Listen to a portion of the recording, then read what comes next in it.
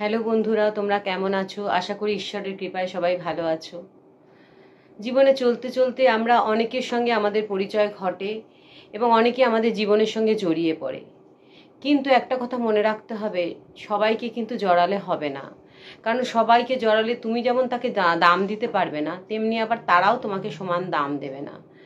সুতরাং গুরুত্ব তাকেই দিতে হবে যে সেই গুরুত্বটা ডিজার্ভ করে, যে তার গুরুত্বটার জন্য যোগ্য, তাকেই সেই গুরুত্বটা দিতে হবে।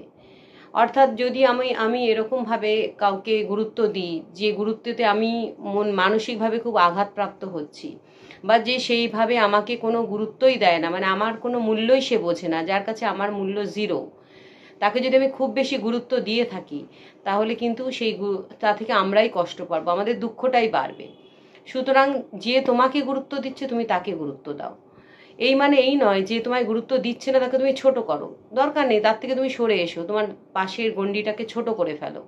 কিন্তু যে মানুষ তোমায় গুরুত্ব দেয়, যে তোমাকে তার ভালো ওয়েল উইশার মনে করে, বা যাকে তুমি মনে করো যে হ্যাঁ একে কিছু বললে সে শুনবে এবং তার ভালো হবে, তাহলে অবশ্যই তাকে গুরুত্ব দাও। কারণ আমরা গুরুত্ব তাকেই দিতে পারি যে তার যোগ্য, যে তার সম্মানটা সঠিকভাবে রাখতে পারে।